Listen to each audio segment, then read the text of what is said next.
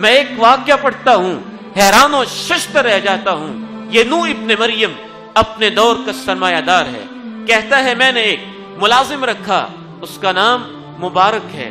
مبارک کو اپنا ملازم رکھنے کے بعد کہتا ہے چند ماہ کے لیے، چند سال کے لیے میرے باغ کی رکھوالی اور نگرانی کرنی ہے۔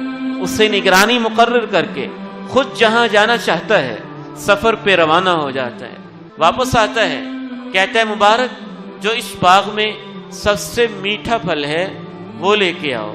مبارک جاتا ہے، ترش پھل لے کے آ جاتا ہے، غصے سے لال پیلا، میں نے کہا تھا سب سے میٹھا پھل، تم کیا لے کے آ گئے ہو؟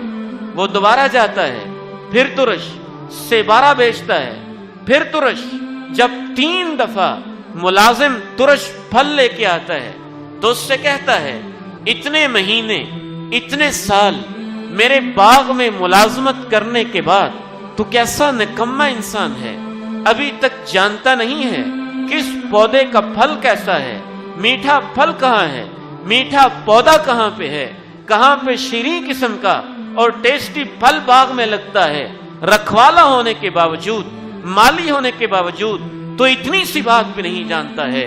مبارک جواب دیتا ہے تیرے باغ کی رکھوالی تو کی ہے، واللہ ما ذقت عنبۃ واحدۃ قط، میری ذمہ داری رکھوالی تھی، باغ میرے پاس امانت تھا، میری مزدوری تنخواہ مقرر تھی، اتنے سالوں میں ایک دفعہ بھی ایسا موقع نہیں آیا کہ میں نے تیرے باغ کا ایک انگور بھی چکھ کے دیکھا ہو۔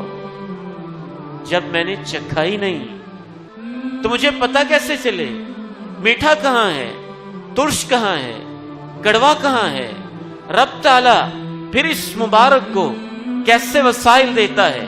وہی نوح کل کو اس کی بیٹی جوان ہوتی ہے، اہل علم سے مشورہ کرتا ہے اپنی بیٹی کا رشتہ دوں تو کس کو دوں؟ اسی اپنے ملازم کو بلاتا ہے، کہتا ہے میں نے اپنے پورے محلے، پورے شہر میں نظر دوڑائی ہے، تجھ سے زیادہ تقوی والا کوئی نظر نہیں آیا، میں اپنی بیٹی کا ہاتھ تیرے ہاتھ میں تھماتا ہوں۔ وہی نوح کی بیٹی اور مبارک کا بیٹا جب ان کا آپس میں، اور مبارک جب ان کا آپس میں رشتہ طے ہو جاتا ہے تو اسی مبارک کو اللہ تابعین کے سب سے بڑے امام عبداللہ بن مبارک جیسا بیٹا نصیب کر دیتا ہے۔